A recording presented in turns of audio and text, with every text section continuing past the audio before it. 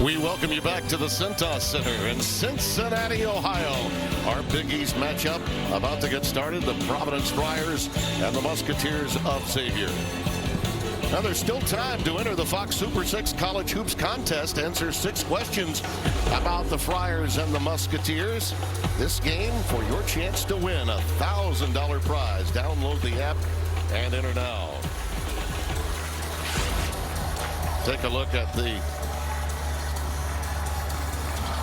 Jeep starting lineups coming your way, brought to you by Jeep Grand Cherokee. There's one notable change. Alan Breed will be in for Jared Bynum. Bynum is out with a groin strain. Got hurt in the Creighton game recently, which was a dynamite finish. Providence almost able to pull that one out. But that's going to be an area of concern for Ed Cooley. This young man getting the start out of Powder Springs, Georgia. You know that he likes to change defenses so much, Donnie, and you got to be aware as a young player out there, and with Scruggs and so many other great players in that backcourt for Xavier, a lot of responsibility on this young man. Yeah, you got to rely on your veterans to kind of lead him if you're Ed Cooley. Say, listen, we can't leave our young guy out on an island. This is a kid averaging about 11 minutes a game. And this is what Ed Cooley did not want. He doesn't want David Duke handling the ball as much as probably David Duke wants. He needs him more off the ball. It's going to be big for Breed to kind of be that guy, to be confident, solid with the ball, so he can keep David Duke off the ball. The running man uniforms being donned from the 80s and 90s, going back to the Pete Gillen, Skip Prosser period. And the opening tap is controlled to the Friars. Our officials, Brian O'Connell, Lamar Simpson, and Clarence Armstrong. And you see right away they're trying to get that ball inside to see what Nate Watson wants to do downstairs, but it's got to get back to him. You can't let him touch it once and then hide it from him. Nichols, that one rolls off the rim, and it's pulled down by Nate Johnson. I would say that's a win, that possession for Xavier. Indeed. That one was knocked away by Duke. It'll be controlled on this end of the floor. Colby Jones, a young man that's highly touted out of Mountain Brook in the backcourt, out of the state of Alabama. Fremantle in some traffic, giving it up to Jones. Well, two-man game as Carter gives it up, and rattling home the three is Nate Johnson from downtown. And that's all set up by Carter catching that ball down in the post. And Providence is one of those teams that, as aggressive as they are, sometimes over-aggressive, you get stuck in that help spot and you can't recover to that open shooter. Watson working a little pick and roll, but Breen could not find him. Duke, you better check him. Coming in, this is a young man that's 41% from downtown, and he's not bashful. Jones, a little beautiful curl maneuver with the rock in hand to give Xavier the 2-point lead. And that's what I was talking about, leaving your young fella Breed on an island. That was one-on-one defense. It's just tough in all of college basketball, but in Big East play, you have to be able to be there for a teammate, especially a guy who doesn't get a lot of minutes. Pretty good show there defensively by Jason Carter coming out. He's a really smart basketball player, 25 and white. There's another triple. Jimmy Nichols warming up out of Conway, South Carolina. And you can see what David Duke's effect is on the game. You're leaning that way to help on him left of the floor, and that leaves guys wide open opposite. Fremantle, a good passer, going inside out, working with Colby Jones, and waits for the double team. I think we got steps. The help defense helps cause the turnover.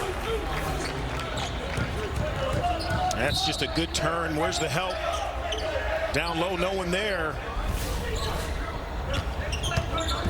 He is an outstanding talent. He was thought of as a possible starter the moment he was recruited. Travis Steele now in his 3rd season. And he has a way, Donnie, of getting old and staying old, and he does it with good young recruits like a guy like Jones, but then also transfers and grad transfers. On the other end, Providence unable to get it to go. A.J. Reeves comes up empty. Once you get those young guys like Zach Fremantle they play more mature. Yep. Than their absolutely. There's an example of it right there. There's a foul inside against the Friars. That goes against Watson. Or Wiltshire, I beg your pardon, his first. Excuse me, Watson picking it up. There you see Travis getting his third year, and he talked to you and me about that in our Zoom conversation, Donnie, and he was very candid that, yeah, moving from the second chair, being behind Chris Mack and a part of this program for such a long time, I mean, you can make a case he's a lifer here, and they've spawned many great head coaches. It's been a cradle of coaches in the past. He's a guy that sees himself in a destination job. It's such a quick transition. Nicer suits, more square footage at home. Yeah. You know, there's some pressure to it. I think this year, more than the last two, it's really starting to look like what Travis Steele envisioned when he took over a couple of years ago. No doubt. They play together. They're unselfish. You don't have guys playing against each other. And it happens on teams from year to year. All the way end-to-end goes Scruggs. He's got that quick burst, and he's sharing the ball very well. He loves this team, and you can tell his leadership skills have really improved. His game's evolved, and it's interesting how the college game in general evolves. I'd say high school as well. You know, Scruggs came in as, you know, grinded out kind of shooting guard type player, and now they're saying he's a point guard. For players, we want to be called just basketball players. You know, I don't think you want to be in he's a two-man, he's a four, he's a center. I think if someone says to me that the greatest compliment is he's just a great basketball player, and I think Scruggs is turning into to that. Not just a point guard, not a shooting guard, just an all-around good player. A foul, by the way, was on Breed, his first. David Duke operating in the backcourt with the youngster. Breed. Ed Cooley told us, you know, those switching defenses we're going to have to be able to attack with David Duke out there. Yeah. That ball just has to keep moving. You know it's going to find him. Well, preseason first team all Big East, and he's been playing like it all season long. That's steps. As Scruggs was trying to do a little too much that time. Second turnover committed. How about the new svelte Ed Cooley, huh? Dropped about 52, life on a treadmill. I mean, he has been working out, keeping himself in shape. You know, he's had a bad back. That fourth to fifth cervical vertebra has been a problem for him. Good to see him looking so good. There's a foul underneath, spotted by Clarence Armstrong. David Duke, you talked about it. All Big East preseason, playing like it all season. They're going to need it from him today. He can really stretch you out. The Duke.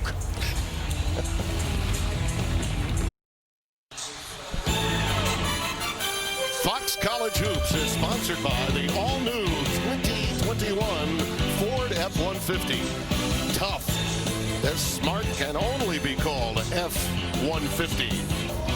And why are we showing you that banner from 2018? Well, it was the year someone other than Villanova won the Big East outright. It happened here February 28th of 2018. Gooden had 18, Quentin Gooden, and Xavier clinched a share of the Big East title with the victory. They would later go on to win the league outright with a win at DePaul in the season finale. But, Donnie, this is the part we really want you to see. Look at what this building looked like as Chris Mack raised the Big East trophy. Wow. Boy, do we want to see that again one day. Man, oh man. And I know you're in love with these uniforms, speaking of nostalgia. Oh, I love it. And listen, every time I walk in the building, I find their radio guy, Byron Larkin. To me, that he is the godfather of Xavier basketball. Scored 2,696 points in his career. And let me just remind people, this was back in the mid-'80s. Yep. He only had three-point line 2 years. So I always have to go give love to Byron Larkin. These are his uniforms that they're wearing.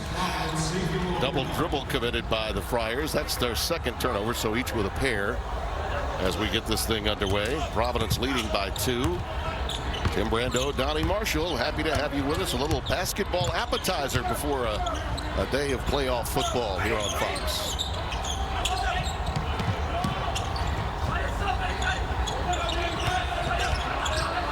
Carter posting up, working on Nichols Jr. Smart, wise choice. Just could not get it to go. Nichols is long. Gant, same thing. So, Carter's going to have to try to use more of his girth, his body, to get into them than just fading away, because they can defend that. Nichols unable to get that perimeter jumper to go, and it'll be Xavier basketball. Ed Cooley, I think, more than any other coach today, coaches old school in this conference, and by that I mean junks it up. There's a little Rolly Massimino in him. He will change defenses so often that it will make backcourt players think, even a veteran like Scruggs. And now Dwan Odom is into the game, number 11. This is the youngster out of Alpharetta, Georgia. Well, Timmy, you throw into the mix that he's got athletes. They're big, they're long, and that allows you to be able to change some things up. And it's hard playing against big guys in general. There's Griffin off of the dime dropped by Jones. And the foul is committed by Nichols, his first. But you're right, Ed Cooley's another one of those guys who just, he'll tell you exactly how he feels. Yeah. No holds barred. He said, listen, I like our team, which every coach says this time of year. But he also says, I know who we are. Mm-hmm. The expectations, aren't otherworldly. I get that we have to shoot the ball better. I get that, we need 3 guys to really have some success. They've had 2 consistently. Yeah. They're waiting for that 3rd guy. I think that 3rd guy is A.J. Reeves. He doesn't play necessarily a lot of guys, doesn't play nearly as many as Travis Steele, but he knows that they all have a role. There's a putback by Fremantle. Nichols got caught jumping a little too soon for that rebound as opposed to blocking out and paid a price. Yeah, that's why those box out drills are important. You hold your guy behind you until that ball comes off or only you can get to it. Release too early, that's what happens. Nichols alley-ooping for the slam to Watson. Boy, that was a perfectly lobbed pass by Nichols. Friars by 1. You could see that one coming. Yeah. That's how you spread them out. The hands are down. That makes that pass easy. Jones feeding Fremantle. Scruggs goes deep, and he finds Zach from deep.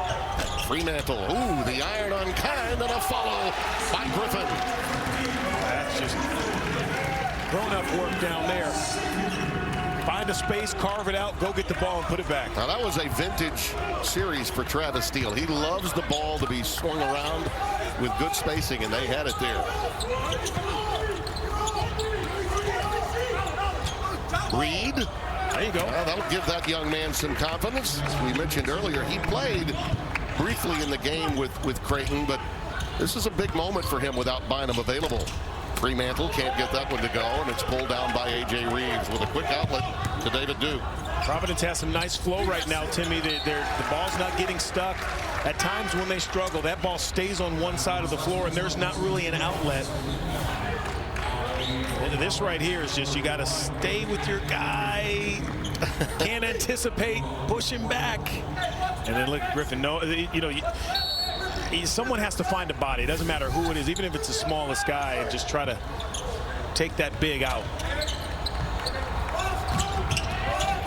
Noah Horkler is coming to the game, number 14 for the Friars out of Melbourne Beach, Florida. Duke, boy, he is just feeling it. I mean, you get the impression that every time it goes up, he's going to make it. He's got 9 now. Providence doing far better from downtown than 2-point range during the early going.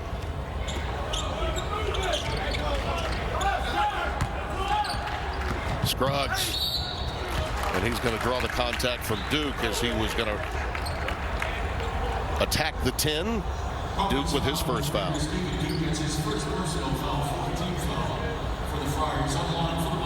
And that's the thing with having an aggressive team. When you tell your guys, listen, we're going to be aggressive, we're going to stay into them. Now as a player, you have to decide, okay, when do I back off and when do I get up into a guy? Because obviously, as much as you want to stay aggressive, and David Duke wants to be a two-way player, you have to be smart. You want to be aggressive without fouling. It's such a fine line for college players. Xavier has struggled a little bit with their shot. Travis Steele was not happy with their performance against St. John's, though they won it. It was an ugly victory. he's looking for his team to gather more confidence on the offensive end. He's gone to his bench. Adam Kunkel, who has already had his moment with a near buzzer-beating win. He's come out onto the floor, number 5 in white. Is that a thing, Timmy? An ugly win? Yeah. Well, I think like, Ed Cooley created the term, I think. It's like an ugly par. I don't think that's a thing. Pars are beautiful. Birdies are better, but pars are beautiful. Wins are wins. That sounds like a third-year head coach to me. Yeah, ugly win. Forget that. No style points. Little coach speak there.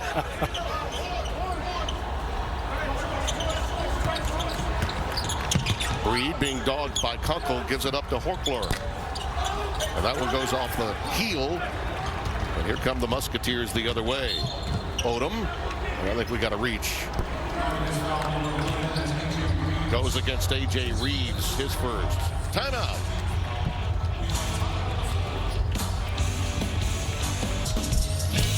Big East Basketball is sponsored by Jeep Grand Cherokee. Jeep, there's only one.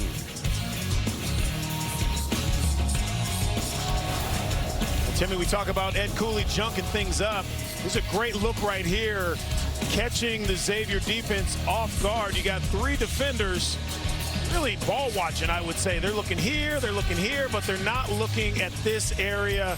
They lose sight, and this is just a terrific play as we roll it. Great pass and a great finish. And for Xavier, what you need is more ball pressure. Fremantle has to get way out there, more ball pressure, and there has to be someone on that backside defensively. Almost like that defensive back of saying, okay, here it comes, get in there, take a charge. But that's a great offensive set. Again, Providence's offense is flowing this morning, which Ed Cooley told us, man, it's early. Yeah, it is early. So whoever, and I told Ed, whoever gets the sleep out of their eyes first is probably going to win this game. He said that he wanted to make sure that his big guy, that Nate, got at least 15 shots. Yeah. And, you know, he's an unselfish player, too, so it's got to come naturally for them. There's Carter. That one goes begging off the front iron, and Watson collects the rebound. It's just such a nice piece to have, Nate Watson, because he continues to work. You know, the only time he gets lost is when his teammates forget that he's on the floor and they're trying to find their game. Already has 4 rebounds. That fall away is right in there. And, you know, if David Duke stays this warm, if you're Travis Steele, you're thinking, please, I don't want a close game.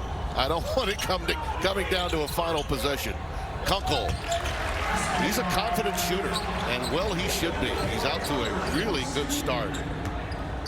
On a Belmont team that won a couple of OVC titles. They could shoot it a little bit, huh? Oh, big time. You couldn't play for Rick Byrd unless you could shoot. You'd have to make a layup? Yeah. Shoot a 3. That was it. None of this in-between game. He was recruited by Rick. Yeah, he, of course, has retired since Kunkel was there, but he originally batting. That foul is on Odom, his first. Providence has shot at a really good clip. They're now 7 of 15. That was just their third 2 that was made just a moment ago by Duke. They're 4 of 7 from downtown, so they have more 3-pointers than they have 2-pointers at this stage, and lead by Deuce. And it's a great lift for Ed Cooley early because they're not a great 3-point shooting team. So to get those going a little bit, it opens the basket up mentally. Especially on the road, right? Yeah, and you just can't settle. That's the only thing I would say, because sometimes it turns into fool's gold, and they haven't done that. Up against the clock. Horkler with an air ball. Out of bounds. Last touched by the Friars. He's just got such great size, Timmy. Obviously, Ed Cooley says he doesn't think he's had a player who's worked harder on his game. Being in the gym is like a religion to David Duke, and you can see it. But he's got the size also and the explosiveness to lift it and make that shot just another weapon for him. Ed Crosswell, number 21, is checked into the game. Another transfer for Providence. Odom is going to pick up an opportunity at the free throw line, and Cooley's like, huh? Is that a phantom foul? I didn't see it touch. It's going to go against Horkler. It's first. Ed took umbrage to it. Already working the veteran Brian O'Connell. Kind of with Ed. Yeah, Huh? There's no there. Well, it's early for the officials too. By the way, it's you know when you're working with a veteran crew when they're searching for the broadcasters. Yeah. Like, where are they? They know we're going to name drop them, so O'Connell and Armstrong were quick to give us a wave from downstairs. Not only that, they know we get the last word. That's true. We're listening. Xavier has outdueled Providence at the free throw line. They've gotten there 10 times already, making 6 of them. That's how they've stayed in this game. A rare miss. And here comes Kunkel. How about that? Now he's deceptively fast. I mean, you may not think he can motor. And that time Providence didn't respect his quickness. I think speed at times is misunderstood. When you're efficient with how you move, sometimes it could be misconstrued as being very fast. A pilfer for Odom. And this young man, who was 5 of 10 from the floor with 11 points in that game with St. John's, he played 28 minutes. Being heard from early. Musketeers by 3, and their defense has really picked up. Look, Timmy, I wouldn't say he's lightning fast. I just think he's efficient in his movements. You know, he understands how to get to those angles. And Odom, this can't happen on the road. You know, coaches will always tell you that. There's 3 things: turnovers, especially live ball turnovers, offensive rebounds, and missed free throws. Those are 3 things a road team you can't have if you want a chance to win a game. Well, a guy like Dwayne Odom can really help Scruggs and others in the backcourt. There's a beautiful defensive job by Duke, making sure that one was knocked away. And C.J. Wilcher was hoping for an easy bucket. C.J. getting some playing time. Remember, this is a Xavier team that's also without one of its players. As you see, Crosswell with his first bucket. Ben Stanley tore his ACL, the transfer from Hampton out of Baltimore. Really sad because he had just become eligible. Yeah. And he's unable to go. But that means C.J. Wilcher, freshman from New Jersey, is going to get some playing time. And from downtown, C.J., as if he knew we were talking about him, drains one. Beautiful release. Understands how to stay spaced. Travis Steele told us he's a high-energy guy and a great teammate. Just the kind of guy you want to go along with those transfers and grad transfers that have been brought in. Look at that quick hands action from Odom. Wilcher. Timeout, Providence. Cooley unhappy as the Musketeers have been on quite a roll. Well, the youth at the point guard spot for Ed Cooley today already affecting him. And Xavier taking advantage of it. Travis Steele, I think he's happy this morning. Fox College Hoops is sponsored by Geico. 15 minutes could save you 15% or more on car insurance. Propelled by 16 bench points, Xavier, in the midst of a 13-2 spurt, have taken a 7-point lead. We mentioned Ben Stanley a moment ago. There you see him, and he just wants to be able to travel with the team and be around his guys. Really unfortunate what happened to him out for the season. But boy, has C.J. Wilcher been up to the standards that Travis Steele told us about. The young man's taken really good shots and knocked down a pair of threes already. It does hurt. Ben Stanley scored 749 points last year at Hampton, having 22 a game. I mean, he was only 4 games in and really looking forward to being a part of what's happening here at Xavier. They say the best thing about him was he just wanted to know he could still stay around the team when he was rehabbing. I mean, that tells you the kind of kid he is. He wants to be here for his team still, even though he can't play. Yeah, well, these protocols, it makes it tough. You know, you just don't know. Providence yielding this 13-2 spurt and a quick timeout by Cooley. I suspect that getting Duke another quick look would help them from an offensive standpoint. He had 11 quick points with 3 threes knocked down.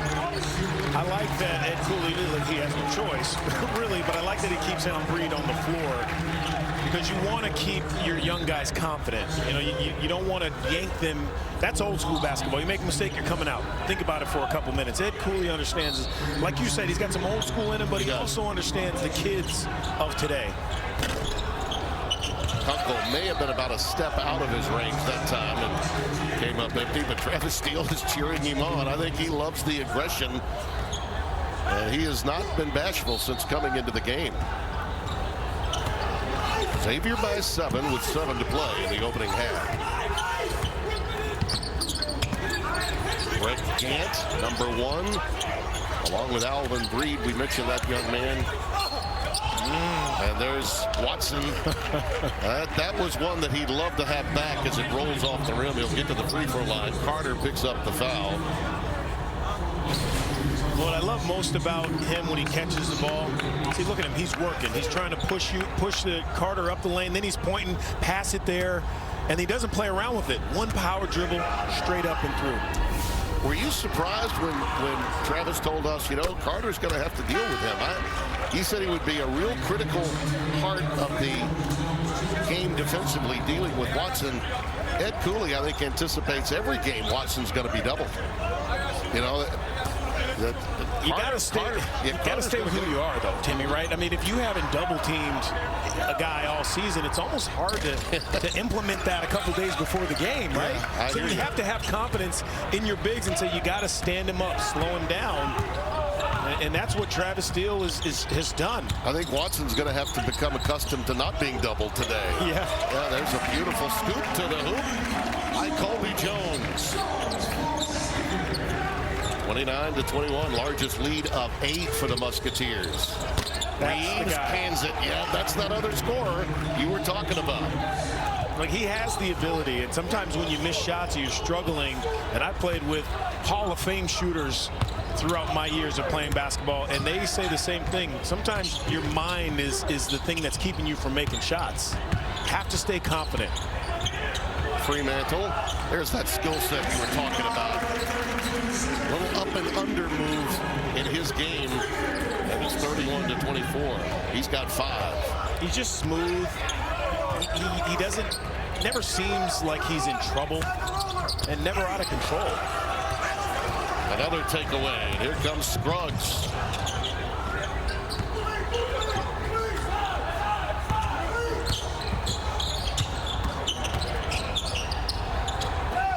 That ball was tipped, and Gant pulls it out of there.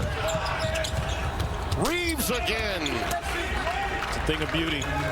Great elevation, but deflections, Timmy, you know how I feel about deflections. They should be an official stat. Absolutely. I mean, they are so disruptive, and that one leading to a steal, and then a three-pointer at the other end for Providence.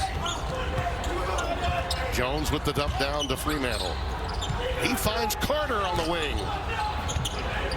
Watson the rebound. Boy, he is really solid on the glass. But you see what he did there? He went straight up to go get the rebound with 2 hands. Most bigs would foul trying to get that rebound over the back. That was an errant shot by Reeves. A little quick, maybe, after the curl. The kids call that a heat check, Timmy. That's what they're calling it nowadays. Is that what it is? Yeah. On that drive to the basket, another foul on the dribble drive. Those changing defenses, Timmy, they really affect what you're doing on offense if you're Xavier, and it leads to this three-pointer, the deflection, the kick ahead.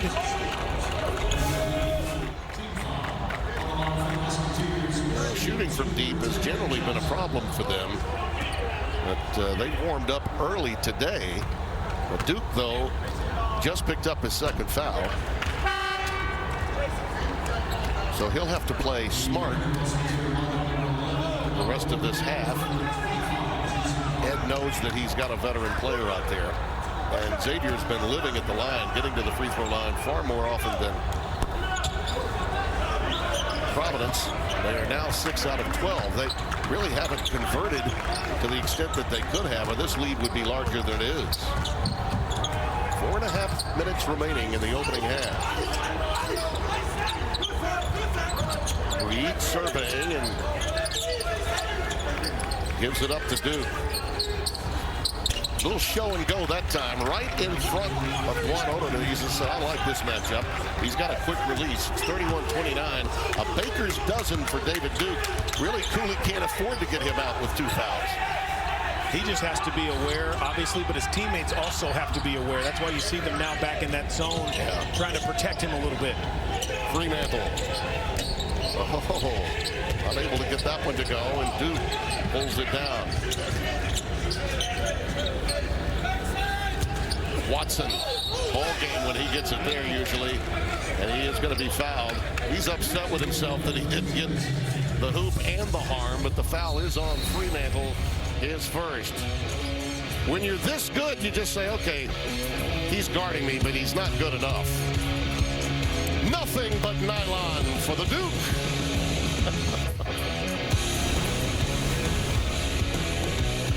One Big Ten favorites face off. 23rd ranked Michigan State. Player of the Year frontrunner Luka Garza. Number 5 Iowa. The Hawkeyes. One of the most anticipated conference games all year. That's Thursday at 9 Eastern on FS1 and the Fox Sports app. I say big night because you and I will be in Bloomington for the Hoosiers and the Boilers. That's always a war when those get together. And you look at this league that is so very deep. Mike DeCourcy's got right now 9 in, but after watching what happened the other night and that steal in East Lansing that the Boilermakers got, look out, we could be talking 10 or 11 again real soon. It just feels like every season we're talking about not only their depth, but just how good they are going to be in tournament play. Now, Michigan, I don't know if there's a national champion in that mix right there, but I'll tell you what, there's no conference that has a better chance of getting that national champ than this conference. There's going to be a lot of 2, 3, 4, 5s, right? Absolutely Seeds right. Coming out of the Big Ten Conference. Juwan Howard and the job he's done, I don't think he's getting enough credit. No, it's very rare that Michigan is undervalued, but they really are this season. Watson at the free throw line. He's really not gotten in rhythm. Did have that alley-oop slam, but to this point, you got to give Freemantle and Carter a lot of credit. Carter particularly in doing the job and making him, maybe get the ball a little further away from the basket than he would like. Well, Watson's, I think he's defending himself. There are bodies there, but no one's really stopping him. He's missed a couple of bunnies. We know he has struggles from the foul line, so it's not the worst thing in the world for Xavier if they put him there. But he's got to continue to do what he's been doing, and his teammates are keeping him involved. Well, David Duke to this point has just been outstanding in helping keep Providence in gear. They trailed at one point by 8. They whittled it down to 2. Shot clock at 2 as this one's launched, and there's another deflection by Duke. And with Breed, the youngster that we touched on at the outset out of Georgia in that backcourt, along with Duke, Watson and A.J. Reeves, they're the 5 on the floor for PC. Duke goes crossover on the drive and is fouled. And he's fortunate to get that. Allen Breed ran through to that right block as David Duke was making his move, and that's just feel. Take a look. When you run through, you got to get out of there. You can't bring your defender to your teammate attacking. That's just a feel thing. It's a timing. He'll get it. He'll get it. Again, he's only been playing about 10 minutes a game or so.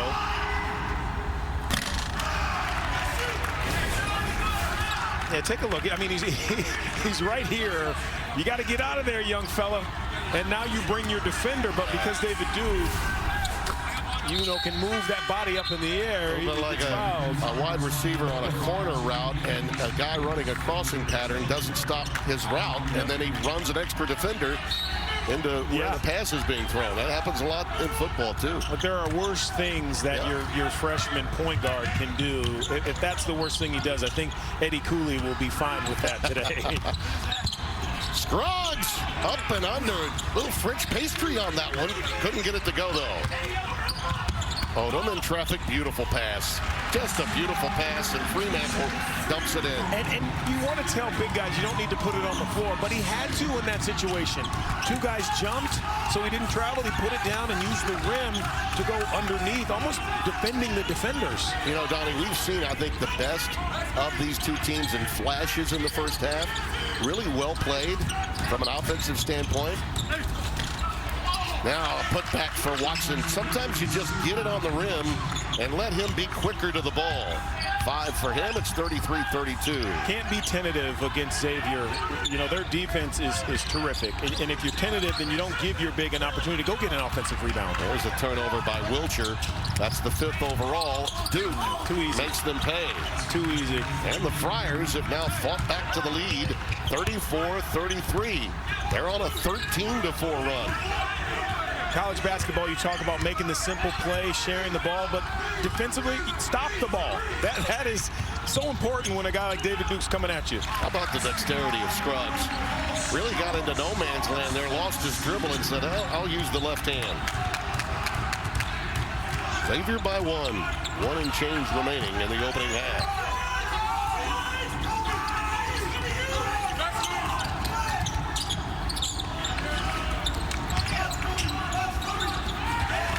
Pass a little too quick. Nichols was anticipating that time, and Watson couldn't catch up to it. That's the 8th turnover committed by the Friars. And that's what we talked about in the open, Tim.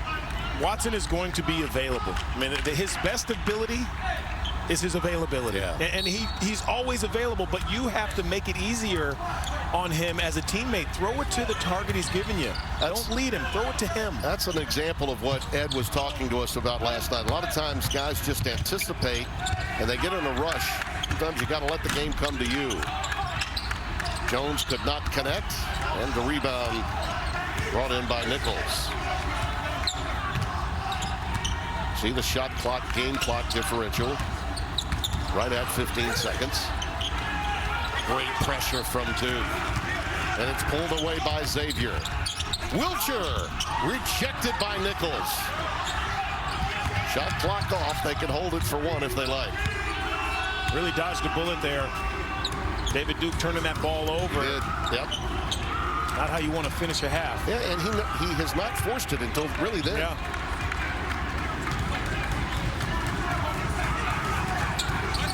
Any doubt that he's going to take this ball? He gave it up. And on the ball fake, it does not fall from Gant. Really surprised that Duke gave that one up. But he did. But look at that. He has 16 of the 34 for Providence. And this is a Xavier team, though, that went on a run themselves. And we've got a 35-34 score. That's the end of our half. We'll send you to Mike Hill in Los Angeles for the Jeep Grand Cherokee halftime report right after this. Cooley and Steele going at it with their teams, the Friars and the Musketeers. You're watching Big East basketball on Fox.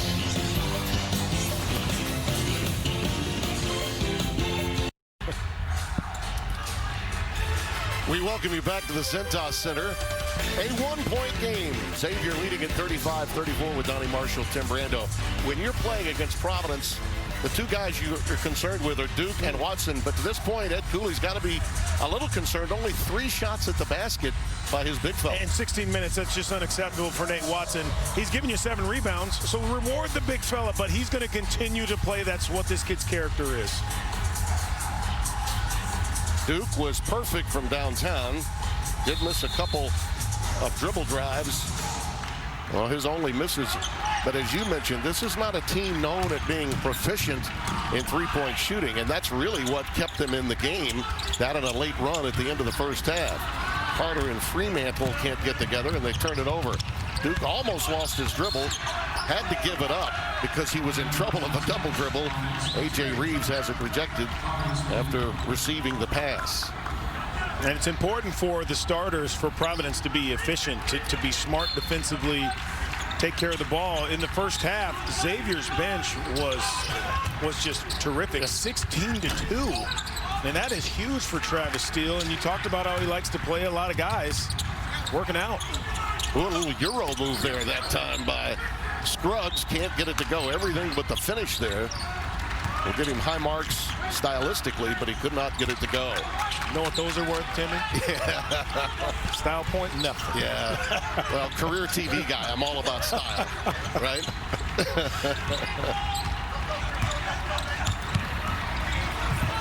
Talk about substance. How about that move defensively? I think he knew it too. Scruggs trying to make good on defense. There you go. Watson uses the window, gets it to go.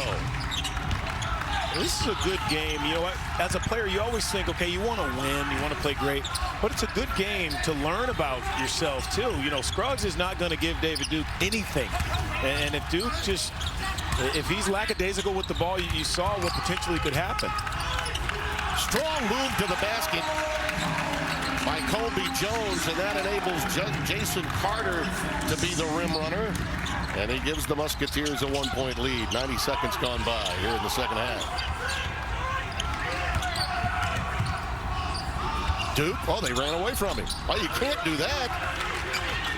When the defender just runs away, he's going to drain it. That's 19. Somebody's got to check him. You don't foul a shooter, and you don't leave them all alone. I realize you had a switch there, Donnie, but nobody came over to switch. Scruggs can't connect, and it's pulled down by Watson.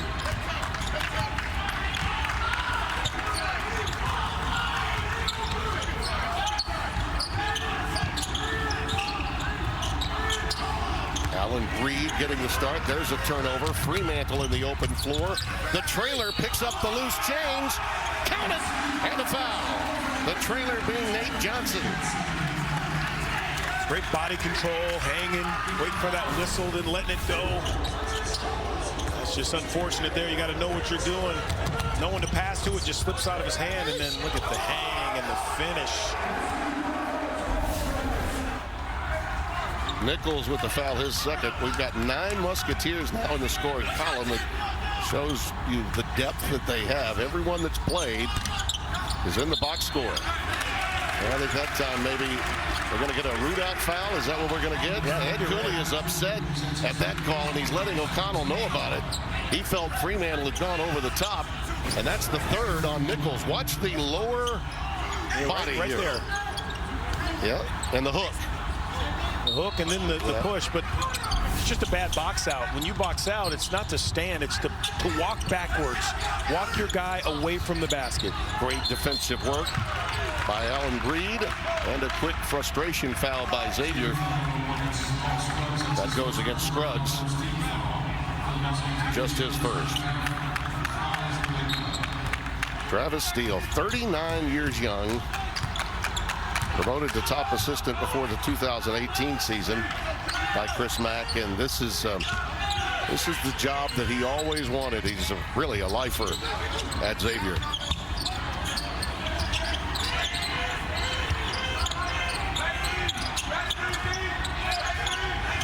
Jones really pressuring Allen Breed. Hand off the dribble, Duke. Can't get it to go. Well, if he's outside the arc, it's Drano. He's inside. Yeah, that was too close. Yeah, he was a little too close. Out of bounds, last touch by Providence. They run that flex offense, and it seems, visually, it seems gummed up, like it's just jammed up. There's no spacing, and that's what a flex offense does if you stay right up the lane. But it's really to try to get something on the post down low, not necessarily a jump shot. Johnson. Now the Gardner-Webb transfer from out of Miami. Drops it home, had a career-high 29 points on the strength of 8 threes when he was playing there. And got that at High Point.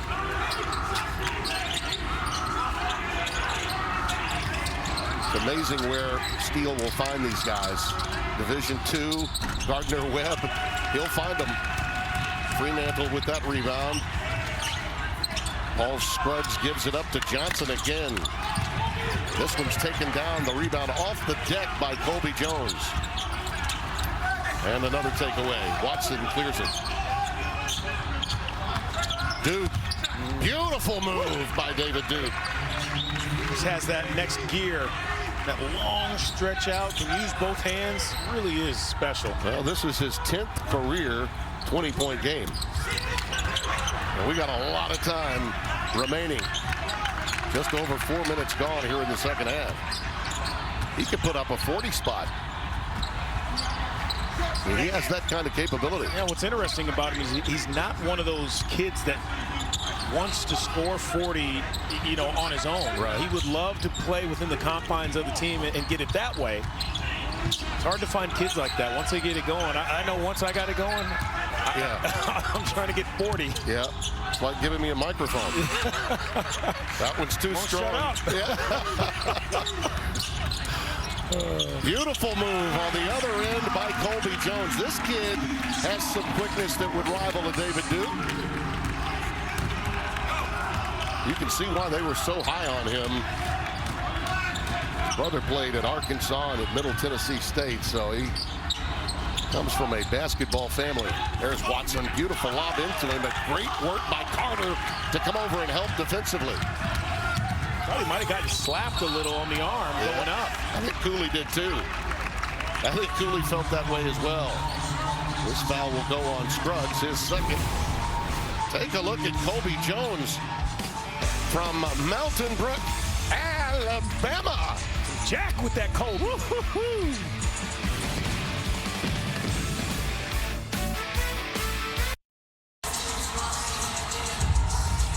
44-41, Xavier with the lead. Time now for our hardest working player, sponsored by Liberty Mutual Insurance. Only pay for what you need, and this guy will give you everything you need. David Duke. Keeps the game simple, too. Sees a double starting to come, has the ability to turn over that right shoulder, and then there, you just can't happen when any guy who's got it going, you can't leave the basketball, and he understands when to attack and when to pull up. Ed would tell you that even with the accolades, okay, he works hard, but needs to be more demanding. He wants him to take the game over even more, and to some extent, that's what he's done today. And in large measure, I think because Watson had not been effective in the first half, he needed to. Just got such great size, too.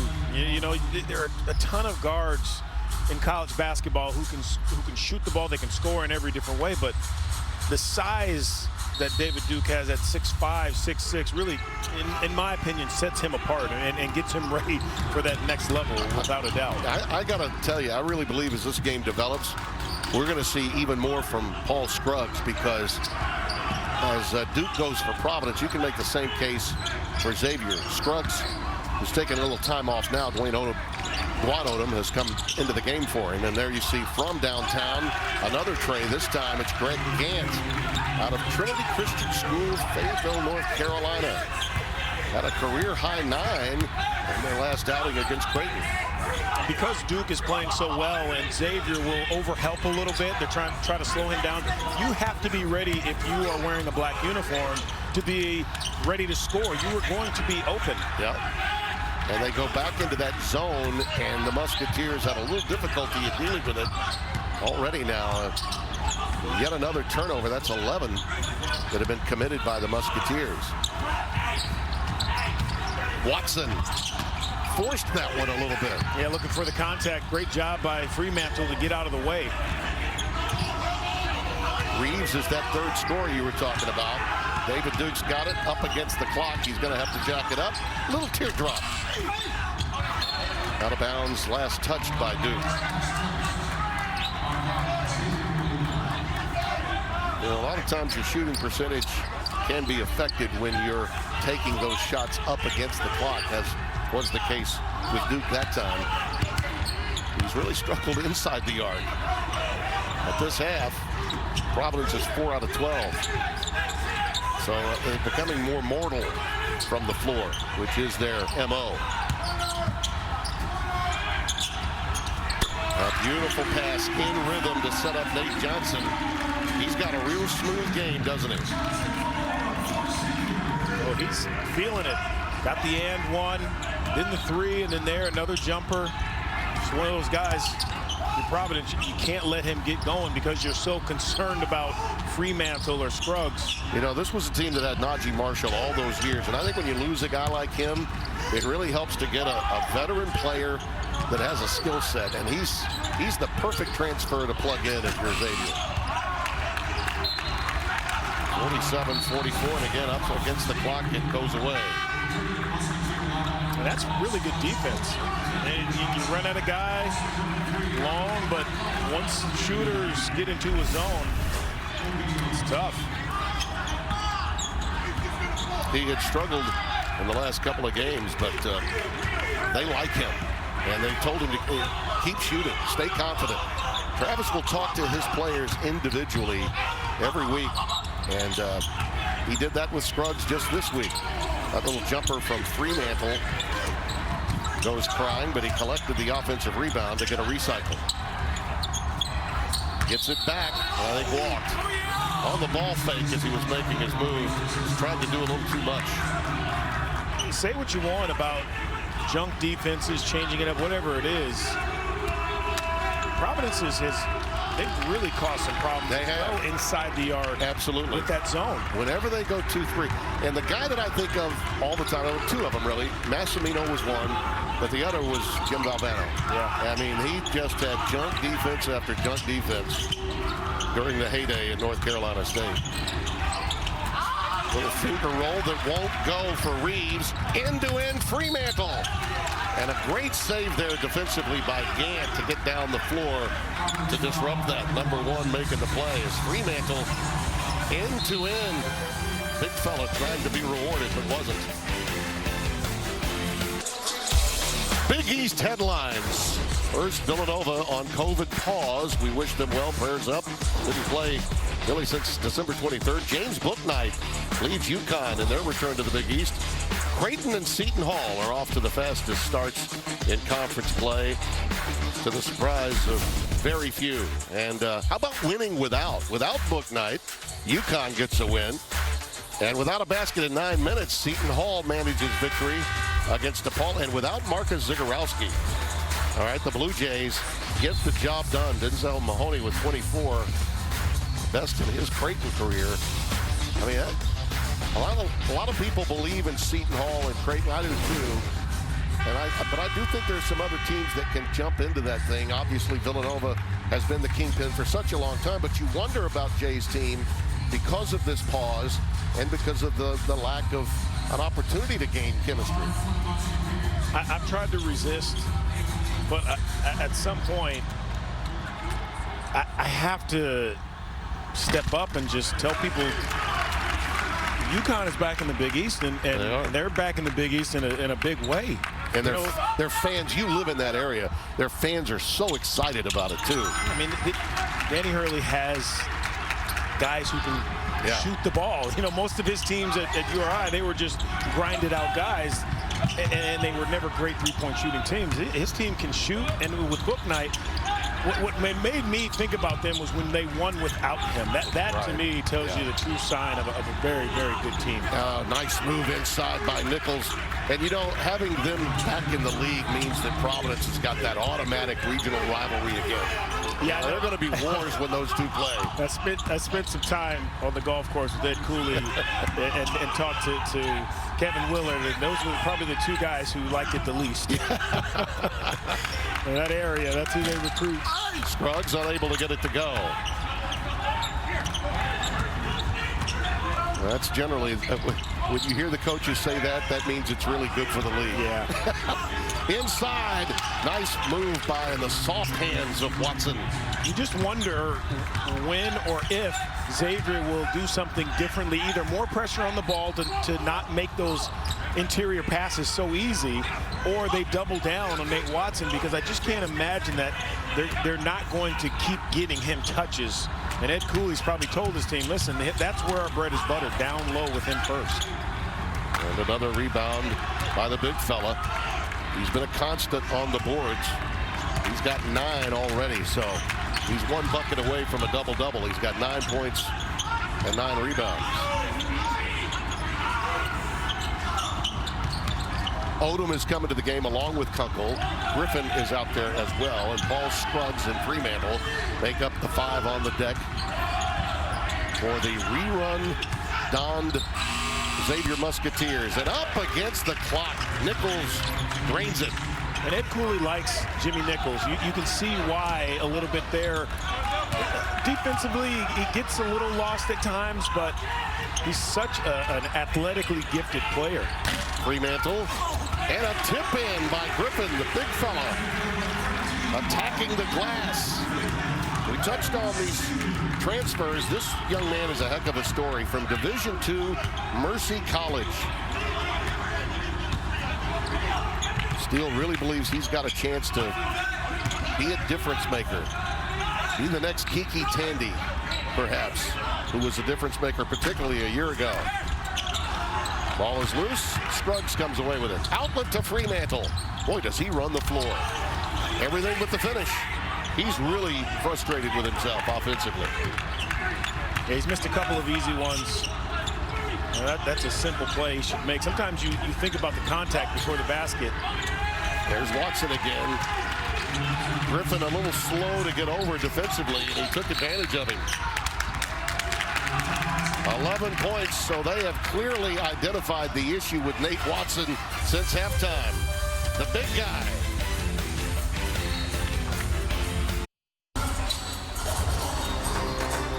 One-point game here at the Cintas Center, and Nate Watson we know is a load, and Xavier has to understand as well as this game gets under the 9-minute mark that they're gonna need some help on him.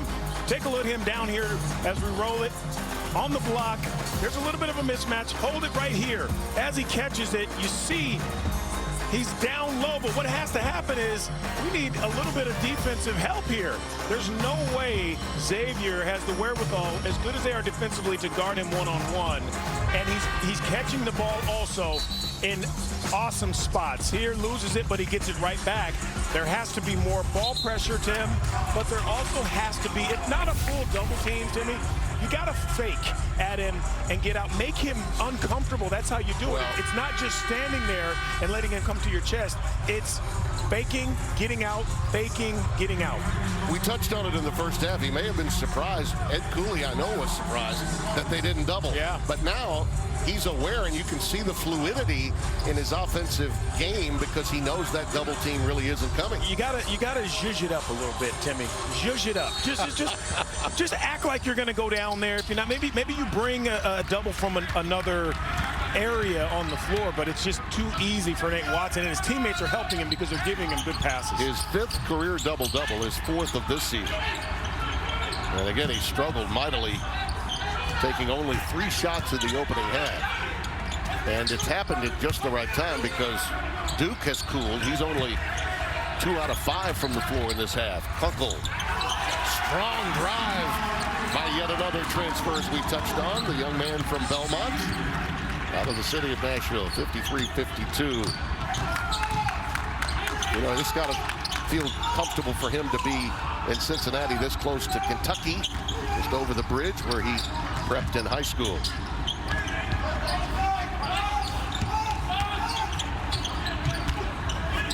Watson. There was help from Carter that time, and he just used his massive girth to get it up there. I wish we just had one camera on him. He is directing traffic. He's pointing to guys where to get to make the interior pass easier. He's calling guys over. He wants to set a screen for him. Johnson, not to be. Watson hauls down yet another rebound, his 11th.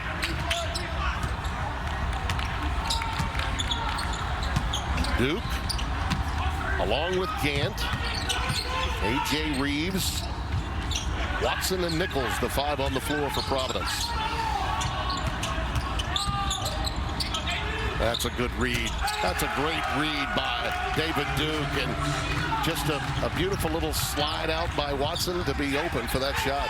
I mean, to understand when your teammate is driving, to get away from him to create a shot for both of you. Scruggs picks up the loose change. Kunkel pumps from 3. Out of bounds. It'll belong to Xavier underneath.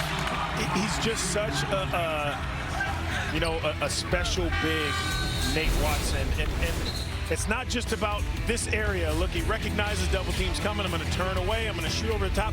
This right here, though, is special. Get away, create some space, mid-range jumper.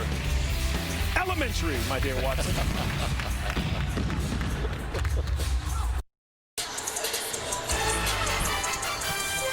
Big East basketball is sponsored by Jeep Grand Cherokee. Jeep. Jeep, there's only one. Beautiful day in Cincinnati. 56-53 our scores. You look at our game summary sponsored by Progressive. Get slam dunk savings today. Duke has gotten some help in the second half from his big guy. Moving in on a career high performance is Nate Watson with rebounding. 14 is his career high. He's got 12 right now, and he has stepped it up here in the second half, and not surprisingly. It's the benefit of having upperclassmen. When you have a voice like Ed Cooley at halftime who says, listen, we have to do X, Y, and Z, they're going to do it or they know the repercussions. Yeah. And they've really done a better job of getting him the ball. Now, you have to understand as well, when you throw it to him down there, he's going to score. He's not a passer out of that post, and you don't want him to be in a game like this. Xavier's 2 out of their last 10. Counted and a foul. Kunkel has made a difference. He ran away from Gant, and Greg picked up the foul to go with it. It's a great play, but it's also a terrific job of curling. Look at the action. There's no one really over there to help. David Duke has to kind of be there, but there's a shooter in Scruggs out on that wing, and that's, again, Kunkel showing you that he's not lightning fast. He's just so efficient with his movements. Well, you mentioned veteran players, and this is really a veteran team, too, for Xavier, but a lot of them are transfers, some grad transfer, and they're still getting accustomed to playing with one another. There's a trap. That surprised Providence and results in a turnover. The pass, though, hung in the air. Great save by Fremantle, or he was going to lose it. And he finishes it off. That ball hung in the air a long time, and he basically tapped it back to himself. He's got 11 to lead the Musketeers. There's not a lot of pressure in college basketball today, full court especially, so you have to always remember the middle of the court is your friend. You catch that thing just in the corner at half court, nothing good happens there. In traffic, Gant needs some help. That's the right guy to find right there. Duke, count it from downtown. Good players really know how to make big shots. I thought he should have caught it and shot it the first time. Catches it, almost makes it a little bit tougher shot, but that's how good he is. Partner, we've had as many lead changes as cups of coffee this morning. This is right. the 21st lead change in our game. Kunkel again finding Scruggs from downtown, and he'll answer. And you saw why that last play where Kunkel turned the corner, why David Duke really couldn't help because he had Scruggs on the other side. That time he stays in and Scruggs makes him pay for it. Well, Duke and Scruggs down the stretch, they're mano-a-mano right now, and you got to believe if this game stays close, it's going to come down to those two guys. And that's a pass we were talking about earlier, Timmy, where you just can't throw the ball anywhere. You know, there's going to be some help back there. Kunkel, Fremantle keeping it alive. Carter down there too. It's actually Carter that tried for the tip in, but Fremantle came away with a rebound and is the recipient of this foul. And this is exactly, take a look at Johnson right there, middle of your screen. He sees what's coming. That's terrific help. But the passer has to see that as well. How about just a little ball fake? Didn't see how the defense reacts. Way to click, get it cleared out, then throw a better pass. David Duke got the foul, his third. Kunkel, beautiful pass to Fremantle. Bounce pass variety in the post. Boy, that was special. He's got just Kunkel, just a nice, cute little game to him, you know? Yeah, he just he really keeps it does. simple. That's a nice little bounce pass in the paint there. Well, his playing time has been huge in this game, and he's playing with a lot of confidence. He's got those eye goggles working. How about that? There's your focus. I was so embarrassed about paying too much for a used car, I went into hiding in this undisclosed location. If you don't see me, you're not seeing the most accurate price. Shop at Carfax. You won't have to overpay on a used car again. Shop millions of great deals at the all-new Carfax.com. Meet football legend Tom Flores, a.k.a. the Iceman, a.k.a. the first Latino quarterback and head coach ever, a.k.a. why isn't he in the hall yet? Well, Coors Light is going to do something about it. I'll drink to that.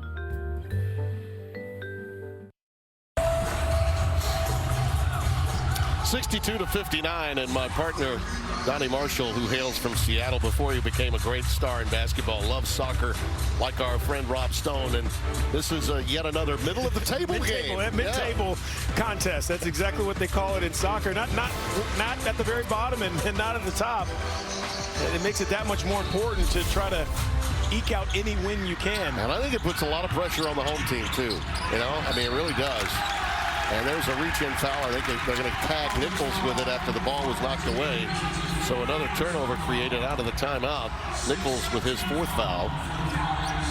Can't stress how important it is and how frustrating it can be to run stuff out of timeouts. And when it doesn't happen right out of a timeout, as you see Nichols there with his 4th personal, it's so frustrating for coaches. We just talked about this. You step on the floor, and now we turn the ball over.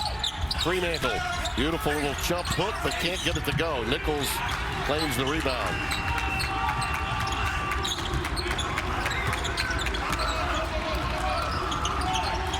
These two right here, down the stretch. You just have to believe it's going to be Duke and Scruggs, both very special. That time Scruggs won defensively, and Carter gets it out to Kunkel. Great passing. Delivering the dime to Fremantle. Kunkel, and the lead up to 5. It's an 11-3 run, 7-0 spurt in the last 93 seconds. Providence has to either commit to sending guys to the offensive glass or retreating. When you get caught in the middle, that's what happens. You're playing catch-up, and it's a layup at the other end. And on the show, Carter will pick up the foul against Duke. 2 fouls on him. Yeah, this is just great fast break. Ball doesn't touch the floor. Yeah. Uncle. Yeah.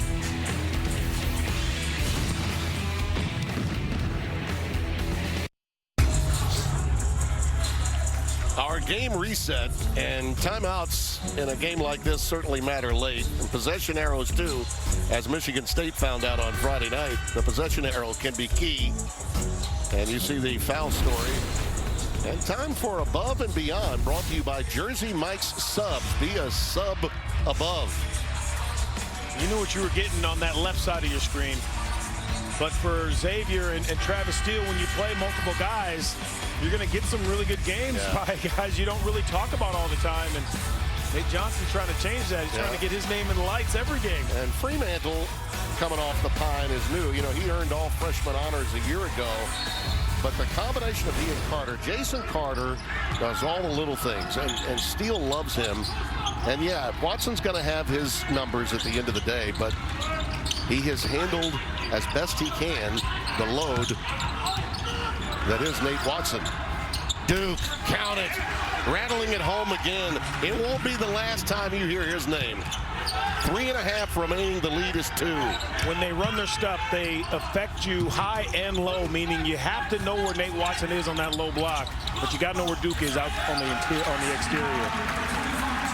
And there's Carter again, doing the job again. It just can't happen. That pass from there to there can't happen. That's why you use those long arms. You got to get him up. Feed and fan the big fella.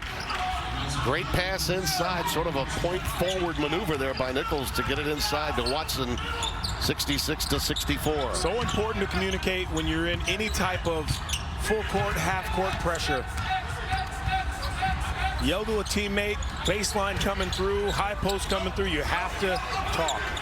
Kunkel off the heel, pulled down by Reeves. And he gets it into Duke's hands. Oh, Reeves will launch. There's that third scorer you were talking about at the outset. AJ with a payday.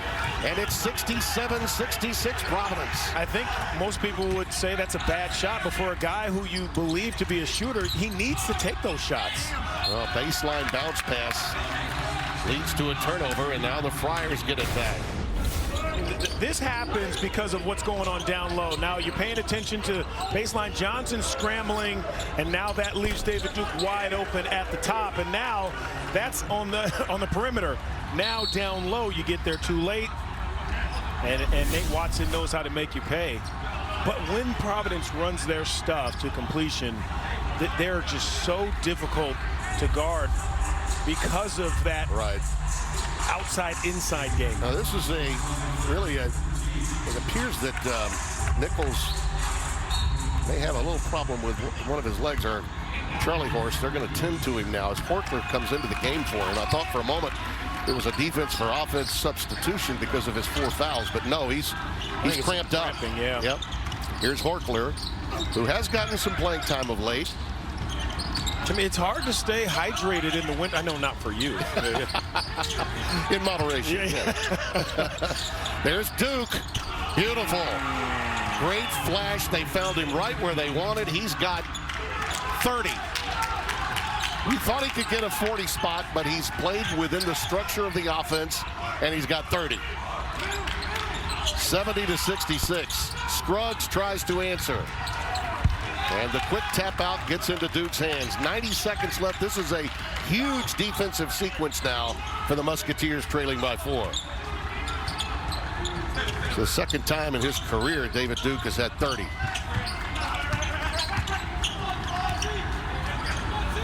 Horchler for 3. Your guy. Oh, boy. That's your guy. How about that? From Melbourne Beach, Florida with Love. He can shoot it. You asked Eddie about that last night. You said, tell me about Horchler. I like this kid. Ed said, I know why. Oh, yeah. Not bashful. Got those blonde locks working, too. At some point in their life, 52% of all men will experience erectile dysfunction. But most of them never get treated. Now there's Roman, the digital health clinic for men. With Roman, you can get genuine medication prescribed by a U.S. licensed physician, all from the comfort of your home. If medication is right for you, Roman delivers it with free 2-day shipping in discreet packaging. Get started with a free online visit today at GetRoman.com/TV.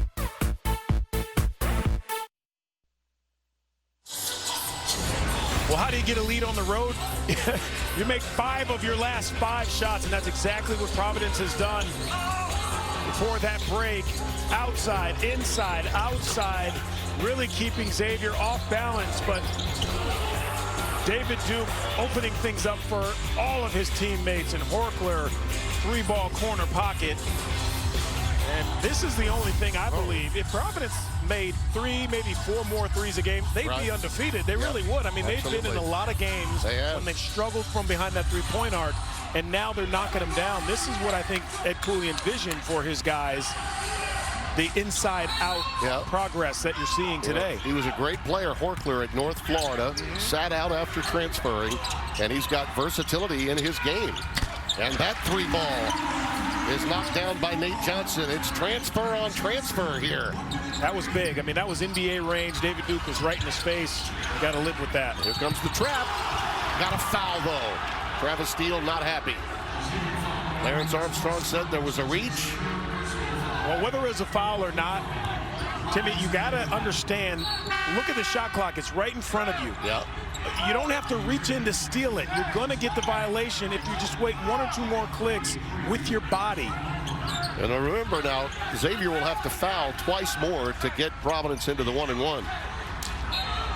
Actually, 3 technically times. It'll be 3 before they can get there. There's a quick giveaway by Kunkel. And he forced a wall. He wanted the foul. Instead, Breed, the freshman, took the extra step. Wow. That's the 14th Providence turnover. I don't know about that. I didn't see it. I thought it was a foul. Yeah. I thought it was a foul. Yeah. I mean, he didn't give the offensive player a chance to come down and turn. So I'm with you. I don't agree with that. There was a walk, but it was after contact. Fremantle from the top of the key. That's a big call. Huge call. Big time. 73-71. Now you get to play straight D. You don't have to worry about getting fouls. And Ed Cooley will take a timeout. He's still beside himself over that foul not being called and a walk instead. That was a free possession for Xavier, and they took advantage of it. Yeah, that's a tough one, and you talked about it. We have a veteran crew here, but sometimes the refs are human too. If something looks out of the ordinary, your instinct is to blow the whistle and call that, but I thought that was probably a block before the travel. I did too.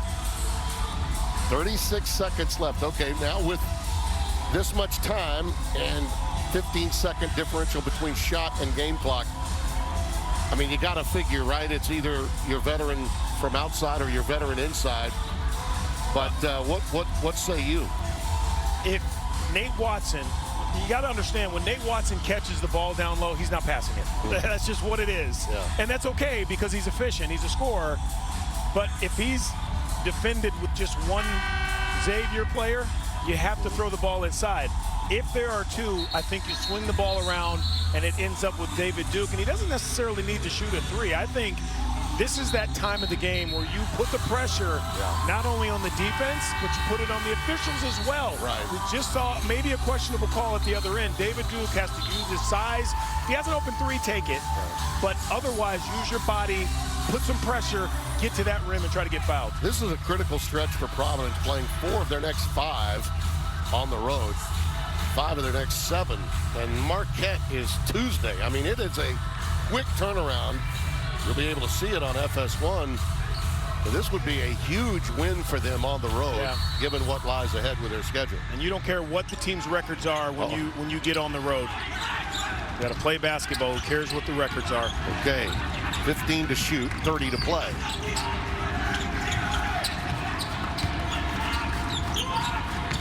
There's the dump down to Watson. The ball was deflected. Last touched by Scruggs. A great job by Scruggs to come over and help. We didn't see a lot of that earlier in the game, and maybe that was by design. You change up the looks, make it more uncomfortable with the game on the line. Well, you wonder sometimes maybe if that great out-of-bounds play, could be perfect, actually be a break for you when you're up against the shot clock. This is where those great scouting reports come in handy, right? Yeah. I think we're going to take a look at it to see if, in fact, the ball deflected off of Watson, in which case Xavier would have possession. So Brian O'Connell and Clarence Armstrong are going to go take over along with Lamar Simpson to take a look here. Very similar situation to what we saw Friday night in East Lansing when Purdue did get the deflection, possession of the ball, and essentially had a 5-point sequence in the last 19 seconds. I didn't see a lot. Maybe a couple more clicks came off the clock. Let's see who it went off of. All right. Hard to tell.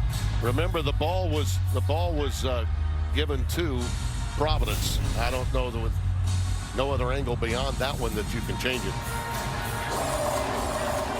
As is oftentimes the case, once it's ruled one way, that indefensible or irrefutable video evidence is a difficult thing to overcome and change once it's been made on the floor the way it was.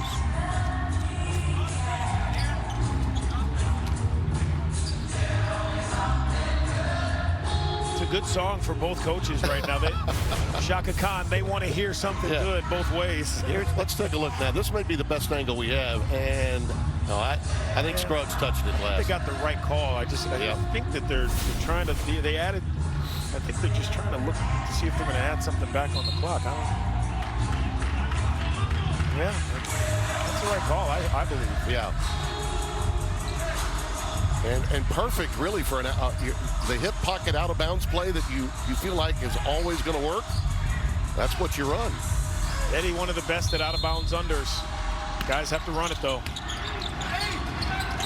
Pop out. Scruggs again with those quick hands. Almost got the pilfer against Reeves. The ball went out of bounds. So 5 seconds remains on the shot clock. And now your inbounds pass from a different angle. Tough angle, really. Nichols. He got aggressive. Did he step out of bounds? He did. It's a great job defensively because you get it into anyone besides Reeves, Duke, Watson. You're in good shape. Right there. Yeah. So now you got exactly what you wanted if you're Xavier. The last shot with 16.2 remaining. 15 turnovers now committed by Providence, and that last one really hurt.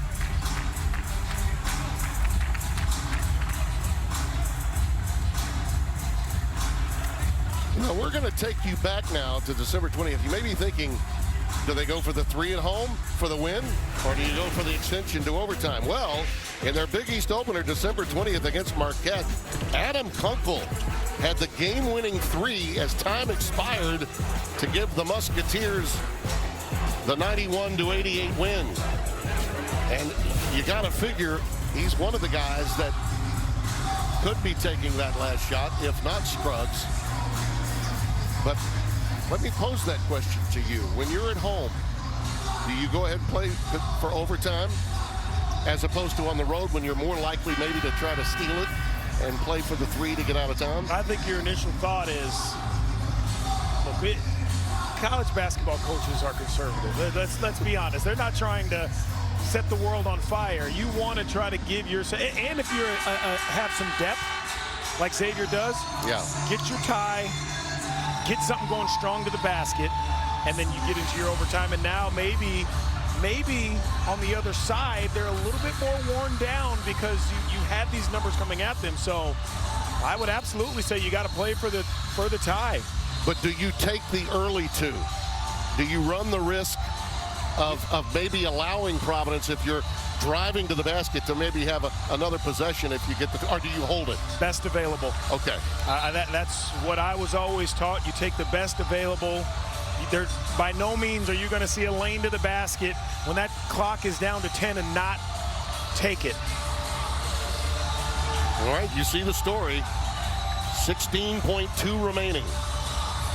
And no more timeouts for Xavier.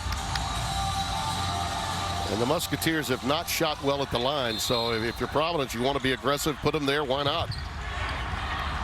Here we go. Paul Scruggs, we mentioned, he and Duke would be at the end, the guys that could make the difference. Kunkel again. Wrap around, over to Scruggs on the wing. There's a ball fake, out deep.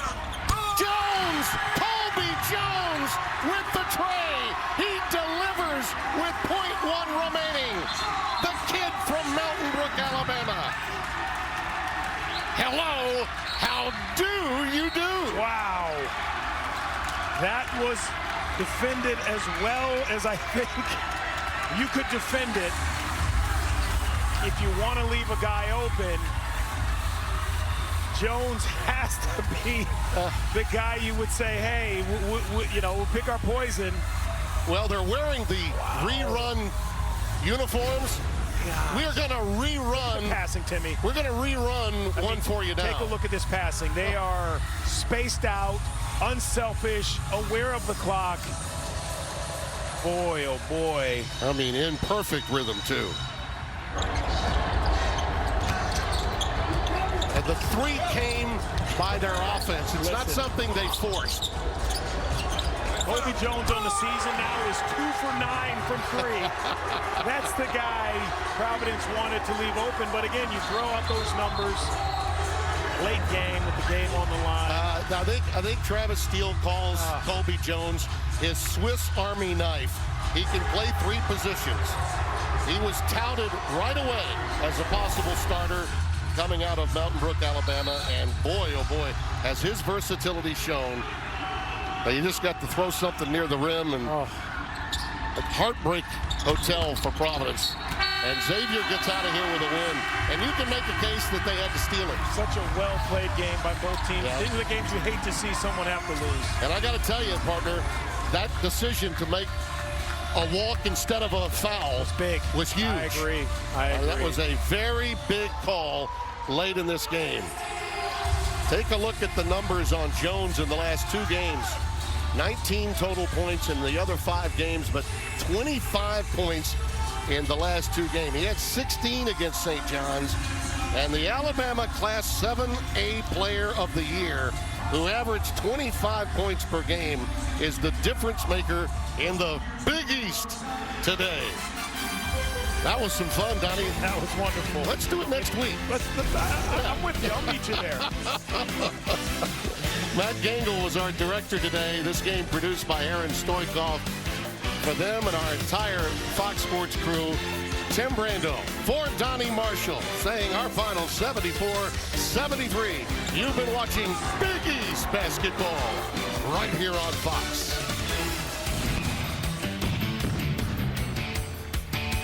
The Daytona 500. This isn't just another race.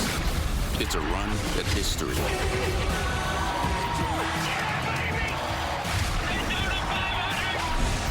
February 14th on Fox. First Tenant.